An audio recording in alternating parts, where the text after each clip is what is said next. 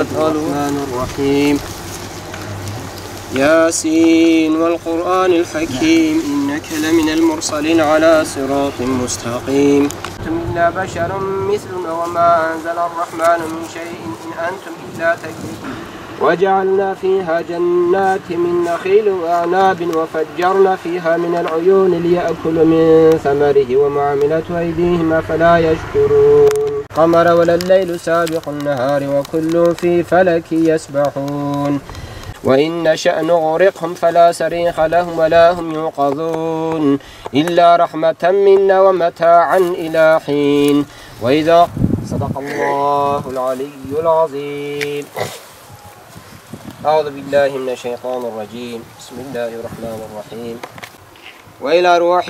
وإلى روح مشايخنا الكرام وأساتذتنا وأساتذتنا ووالدينا وأقربائنا وأحبائنا ولمن كان له حق على العالمين والمسلمات الأحياء منهم والأموات إنك سميع قريب مجيب الدعوات. رحي وبشاد بكي خصوصا تبكين رحي بشهيد ما خالي عبد الله ترحي ويشاد بكي بنورها قرآن ترحي ويسبق بكي مجي. سبحان ربك رب العزة عما يصفون وسلام على المرسلين والحمد لله رب العالمين. El-Fatiha. 27-12-2014 yılında Nur Mahallesi'ne yapılan saldırı sonucu şehit olan Abdullah Deniz amcamızı kabri başında üyelerimizle birlikte yad ettik. Şehadetinin yıl dönümü vesilesiyle şehidimize ve onun şahsında bütün şehitlere Allah'tan rahmet diliyorum. Mekanları cennet olsun inşallah. Rabbim bizleri de onların şefaatinden mahrum etmesin. Dünyada iken de bize şehit olacak bir hayat yaşatıp neticesinde şehadeti bizlere de nasip etsin inşallah. Vallahi cel Müslümanca şadi imanavine ne var çı toplumu edebiya vallahi çekilmeden vallahi doğru dürüst iştahali. Doğru dürüst iştahali.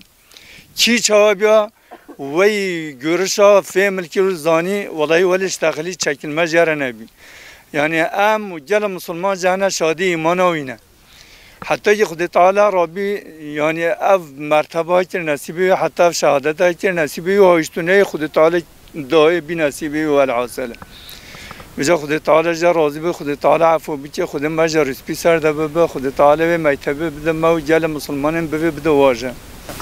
خاله حاجی عبدالله رحمه خودی لی به رحمه خودی بتیم شهیدین اسلام و قرآنی به حمد و ثناش خدا را فداکاریا کردی وقت دعوه فهم کردی بچه کی داره کی مملکتی بیان کی داره بیا لسیکا بیا مالا بیا کی داره بیا تفکری دعوه خود گوته مثلا هنا وقتی دیگه بحثا اسلامتی بکریا بی طرفدار حقی دوام دی تفکری ساهل میشت کرده وی شکلی مدنگی هم جی مرفه ما بی هم جیران جی بی ده دورسی وقتی دنگ اسلام تاتی کیفاوی تاتی شهادت کرد نصیبی وی و تازه بی الحمدلله و سن نتیجه وی تازه بی الحمدلله تازه چو خدا تعالی و شهادت امجد خودت خوازی بی که نصیب ماجی رگس بی سر واده ببی و ایمان و شهادت وارثت و پیغمبر بی که نصیب ما همیا امش خودت خوازی ماجی رگس بی سر واده ببی که جیران پیغمبر و